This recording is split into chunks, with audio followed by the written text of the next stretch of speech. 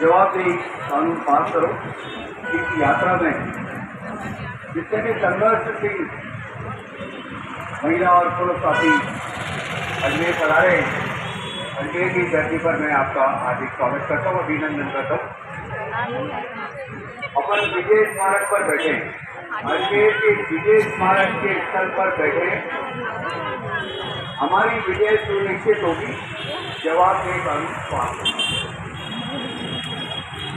अजमेर एक जगह जहाँ से बहुत सारी मांगे हुई है। मैं 2-3 बातें रेखांकित करना चाहता हूँ। सरकार का प्रशासन गांवों के संग, प्रशासन शहरों के संग अभियान चल रहा है। अगर कोई अभियान बहुत अच्छी तरह से सफल होता है प्रशासन गांवों के संग और प्रशासन शहरों के संग, तो सोच लो उस क्षेत्र के अधिकारी कर्मचारी नकारा है। अगर कोई कैंप सफल हो रहा है, इसका मतलब ही वहाँ के अधिकारी कर्मचारी नकारा है। अगर समय पर सभी के कार्य यथावत हो जाते हैं तो किसी भी तरह का कैंप लगाने की प्रशासन को गांव की ओर जाने की जरूरत नहीं पड़ती है। ये पहली बात। हमें उस व्यक्ति को कभी भी पुरस्कृत नहीं करना चाहिए जिस व्यक्ति ने कैंप के अंदर सर्वश्रेष्ठ कार्य किए हैं। इसका मतलब वो रूटीन में अपने दायित्वों का निर्वहन सही तरीके से नहीं कर रहा है। हमारी जनता, हमारे आम नागरिक, हमारे ग्रामवासी, शहरवासी परेशानियों से जूझ रहे हैं। इसलिए वो प्रशासन को कैंप की जरूरत पड़ी। जवाबदेही कानून की एक साधारण सी बात मैं और समझाना चाहूँगा कि प्राइवेट स्कूल का एक अध्यापक बच्चों को बहुत अच्छी तरह से पढ़ाता है, क्योंकि प्राइवेट स्कूल का मालिक उसको ये पूछ लेगा आपने अच्छी तरह से पढ़ाया नहीं पढ़ाया, और नहीं तो उसको जवाबदेही देनी होगी। और अगर जवाबदेही से संतुष्ट नहीं है तो उसको नौकरी से निकाल दिया जाएगा। सरकार के अंदर ऐसी व्यवस्था नहीं है। इसलिए जो अधिकारी कर्मचारी बहुत अच्छी तरह से प्राइवेट जॉब में काम कर रहा था वो सरकारी में नहीं कर पाता है। इस बात को समझना होगा। दूसरा, मैं आपको एक छोटी सी बात कहता हूं कि अन्नदाता कौन? अन्नदाता कौन? मैं जानवरों का डॉक्टर हूं, पशु चिकित्सक से लेकर के जिला अधिकारी तक की सेवाएं दी है। जब भी कभी अस्पताल में बैठा, जब भी कोई पशु को लेकर के पशुपालक मेरे पशु चिकित्सालय में आया तो मैंने उसको हमेशा अन्नदाता माना, क्योंकि ये जो पशु गाय, बैल, भैंस, ये हमारे पशुपालन विभाग के अन्नदाता हैं। पशुपालक है हमारा अन्नदाता। अगर जानवर नहीं होंगे, पशु नहीं होंगे, पशुपालक नहीं होंगे तो फिर हमारी भी कोई जरूरत नहीं है। तो अन्नदाता ये समझना होगा। अगर आपने ये समझ लिया कि मेरे बाल बच्चों का, मेरे परिवार का लालन पालन पोषण पशुपालक द्वारा पशुधन रखने से, पशुधन रखने से होता है, तो स्वतः ही मेरी जवाबदेही बन जाती है। मैं उसके पशु का अच्छा इलाज करूं, पशुपालक की सुविधा का ध्यान रखूं। अगर मेरे मन में यह इच्छा नहीं है कि मेरी कोई जवाबदेही नहीं है, मैं अगर ये सोच लूं कि तनख्वाह मेरे को सरकार देती है, नहीं नहीं नहीं। एक विशेष बात, संविधान, भारत का संविधान की रूपरेखा की जड़ है कि कोई भी काम होगा वो जनता की इच्छा से होगा, लोकतंत्र से होगा, प्रजातंत्र से होगा। संविधान में व्यवस्था करी, जनप्रतिनिधि बनेंगे, लोकसभा में जाएंगे, विधानसभा में जाएंगे, पंचायत में जाएंगे, यानी कि जनता की आवाज को लेकर के वहाँ जाएंगे। वो कहेंगे जनता ये चाहती है, मेरे गांव के लोग ये चाहते हैं, मेरे शहर के लोग ये चाहते हैं, राज्य के लोग ये चाहते हैं, मेरे देश के लोग ये चाहते हैं, काम को होगा। अभी क्या बात आ रही थी, माननीय मुख्यमंत्री अशोक गहलोत जवाबदेही कानून के पक्ष में है, जो कि जनता की आवाज है। लेकिन उन्होंने क्या कहा, अभी हमारे ब्यूरोक्रेट नौकर जितने भी चपरासी से लेकर के मुख्य सचिव तक सारे के सारे नौकर हैं, चाहे वो कलेक्टर है नौकर है, कमिश्नर है नौकर है, सेक्रेटरी है वो नौकर है। नौकर के बीच में अगर कोई बाधा उत्पन्न होगी तो उसको तकलीफ होगी, लेकिन ये बाधा नहीं है, प्रजातंत्र है, लोकतंत्र है। जनता ये चाहती है कि किसी भी कार्य की जवाबदेही तय होनी चाहिए। आप आइए समझा, एक सीधी सी बात, अपने घर में ब्याह हो रहा है, तेरे को बैंड बाजे की व्यवस्था करनी और मैं कुछ नहीं जानता हूँ, एक को अपने कह दिया ना, तो किसी को चिंता करने की जरूरत नहीं कि बैंड बाजे की व्यवस्था हो जाती है। जवाब और जवाबदेही अभी भी चल रही है। आपका काम बिल्कुल नहीं हुआ, 6 महीने से 6 साल से लटका रखा है। अगर किसी राजनेता ने सोच लिया तो अफसर को फोन क्या करते, ये काम 2 घंटे में हो जाना, और वो काम 2 घंटे में हो जाता है, इसका मतलब जवाबदेही तो है। लेकिन आम जनता के साथ में अधिकारी कर्मचारियों की जवाबदेही जब तय हो जाएगी तो काम जितने हैं वो सीधे के सीधे मशीन की जैसे चलेंगे, फिर कहीं जरूरत नहीं पड़ेगी प्रशासन गाँव के तक के अभियान लगाने के लिए, ना तंबू लगाना, ना टेंट लगाना, ना बाइक लगाना। ये साधारण सी बात है, जनता की आवाज़ है, ये हमारे यात्रा के स्तंभ है, संघर्षशील योद्धा है। राजस्थान के 33 जिलों में जाना, सोचिए इस बात को, 33 जिलों में जाना, 45 दिन तक जाना और 60 से अधिक लोग और यात्रा करना, और उसके बाद मांग क्या है, आम जनता के लोगों से जुड़ी हुई मांग, जवाबदेही हो, हमारे अधिकारों की रक्षा हो।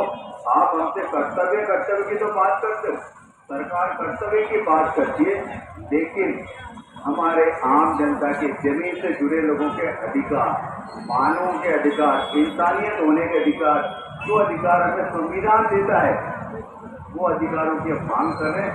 मैं आपसे आशा करता हूँ ये यात्रा सफल रहेगी, संघर्ष के साथ रहेगी, और निश्चित रहिए अजमेर के दूसरे दिन से जिले स्मारक से यात्रा निकल रही है, जिले स्मारक में जिले गए हैं, और ये जवाबदेही कानून बनाना पड़ेगा और सारे अधिकारी कर्मचारी की सरकारी या किसी भी तरीके जवाबदेही होनी चाहिए, हमारे सफल होंगे। जिंदाबाद, जय भारत। बिंदु साहब को तो बिल्कुल उन्होंने अपने अनुभव से सुना है कि वो उस जिसकी हम जवाबदेही की मांग कर रहे हैं वहाँ पे वो रहे और किस तरह से वहाँ कामकाज होता है, उसकी उन्होंने उदाहरण पेश किया। मैं पुलिस से आए रामकरण जी से निवेदन करूंगा कि रामकरण जी अपनी बात रखें। रामकरण जी, आप बात रखें।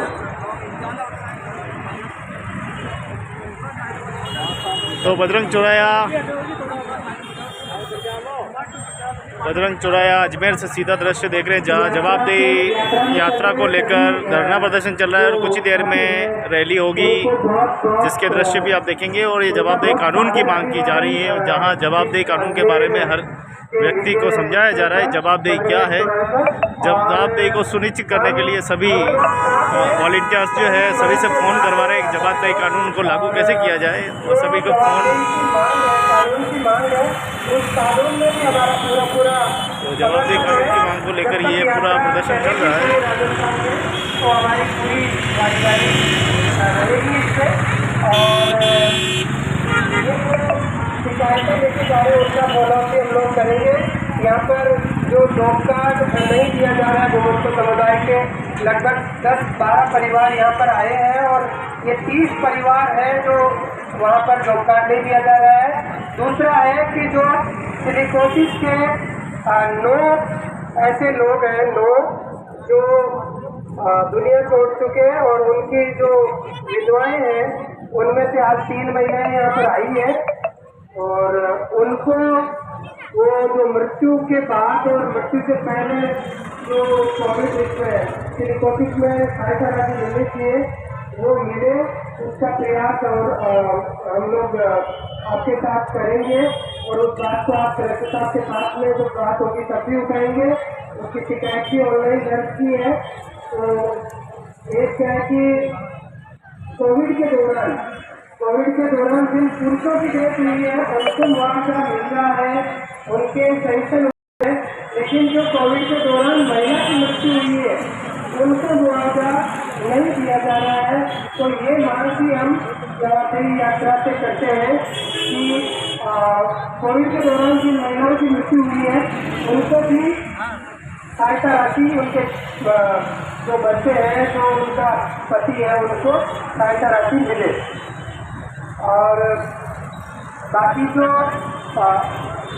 गोमुखपुर समुदाय में जो आवास विहीन लोग हैं उनकी शिकायत भी दर्ज की है और काफ़ी भील समुदाय के लोग आए हैं जिनको जमीन जो जहाँ रह रहे हैं आज 40 साल से एक जगह रह रहे हैं, उस जगह को चरागाह में बताया और जहाँ पर चरागाह है वहाँ पर उन्होंने आबादी बताया और वो 40 साल से जहाँ रह रहे हैं वहाँ पर देखिए जवाबदेही में हर वो पीड़ित व्यक्ति आ रहा है जिसके योजनाओं का लाभ नहीं मिला है, जो दफ्तरों के चक्कर काट रहे हैं,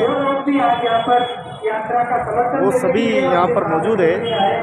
जिनके काम लंबे समय से अटके हुए हैं वो सभी आए हैं। और देखिए आप जवाबदेही यात्रा की पूरा जो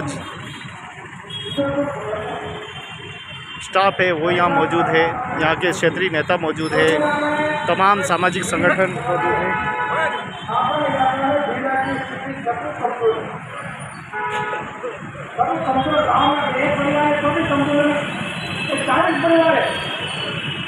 परिवार 30 साल से रहे, इन्होंने अपने घर वाले बना दिए और सरकार ने इनको कहा कि तुम्हारे लोग पट्टे दे रहे हैं, तुम्हारे आबादी में जमीन करेंगे तो जमीन दूसरी जगह दे दी, जहाँ रह रहे भानी दी।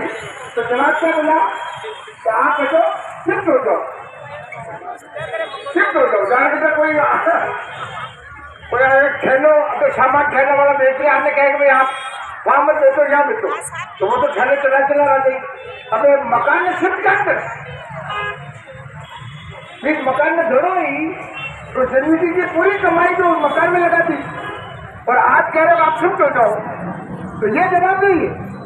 अरे आपके हाथ में है ना उस जमीन का नंबर, यहाँ से वहाँ बदलना। अगर ये चरागाह में है मकान और वो दूसरा आपका आबादी का है तो इसको बदलो भाई, ये तो तरीका है ना ये बदलने का। 5 बीघा आवंटन कर दिया, नंबर दूसरे लगा दिए, इनको भान दे रहे हैं, यही जवाब की बात कर रहे हो आप, नजर से देखते भी नहीं। और अगर अमीर आदमी ने गलत जगह बना दिया ना तो उसका कोई कुछ भी नहीं बिगाड़ सकता, कुछ भी नहीं बिगाड़ सकता। वो वहां बैठा रहेगा चाहे चरागा हो चाहे कोई भी हो, लेकिन वो गरीब आदमी है तो उसको सबसे पहले बेशकल उसको करेंगे, डंडा उसके ऊपर चलाएंगे। और कई बार तो ये डंडा रखते हैं ऐसे और पटवारी में पैसा देते रहो तो वो कागज हर साल आगे वहां से बता रहे, वो कार्रवाई नहीं करे, वो देखे बैठे हो जब पटवारी दिया जाओ जब खा के आराम में गरम भी रहो। तो यही जवाबदेही की बात करें, कमाल है। मतलब आप हद कर रहे हो, घर को कैसे शिफ्ट करोगे आप? तो ये धान नहीं मिल रहे, हमारे जॉब कार्ड नहीं मिल रहे, कुछ भी नहीं मिल रहे। आज 22 साल हो गए पर हमें नहीं लेते सर, अलाव में रहते हैं। भारत में आवे पारे ठीक है, राजस्थान में है, मुझे भारत में आ रहे बाबू, राजस्थान भारत में आवे, भारत में आ रहे ना, और कौन से विदेश में थोड़ी आ रहे हैं। मन लागे कोई बाहर का हो जाए, नहीं विदेश का बने ना के जिला में 20-22 साल हो गए, तो यहीं के रहने वाले कोई यूनियन का उठे का तो नहीं हो। नहीं अदा का यार आवता का वो नहीं मिले, जॉब कार्ड को नहीं, राशन कार्ड है। ये देखो राशन कार्ड है हमारे पास। अच्छा 10 परिवार के बेटे 20-22 वर्ष। ये कुछ भी नहीं मिला। वोट भी है, सभी है, आधार कार्ड है, राशन कार्ड है। वोट देने की आईडी है वो। आईडी है नहीं, वहाँ पे दे रहे हैं वोट। वोट देने की आईडी जरूर बनाई। क्या आपको वोट चाहे? आज भी चालू करते हैं, हमारे कुछ भी नहीं करते साहब, क्या कर सके। लॉकडाउन में धान नहीं मिले हमारे को, कुछ भी धान बांटने आते गाँव को बांट देते, हमारे को नहीं देते। कि गाँव में खाएंगे क्या बेचारे गरीब लोग, किसी से उधारा लेने के पैसे के पेट भरे गरीब आदमी, क्या कर सकेंगे हम लोग। लॉकडाउन में आपको तो पेट नहीं भरी हो, आपका दे दो। लेकिन 2 आदमी देश में ऐसा है, एक तो अडानी और एक अंबानी, नाम लिखवा दूँ, 2 की दौलत दे दूंगा आपको। लॉकडाउन में 13 लाख करोड़ रुपया बढ़ गई। 13 लाख करोड़ की दौलत बढ़ गई 9 महीनों में। लॉकडाउन में 13 लाख करोड़ को मतलब 13 लाख करोड़ को मतलब 1 लाख करोड़ रुपये। तो जवाबदेही यात्रा का सीधा दृश्य आप देख रहे हैं, जहाँ शिकायत पूरे देश में अपनी अपनी शिकायत बता रहे हैं। सभी क्षेत्रीय शिकायत, छोटी छोटी शिकायतें हैं, जमीन, पट्टा, राशन कार्ड, छोटी छोटी समस्याओं को लेकर देखिए यहाँ बातचीत हो रही है और कलेक्टर के समक्ष जाएंगे अभी अजमेर के, और उनके सामने रखी जाएगी ये सभी।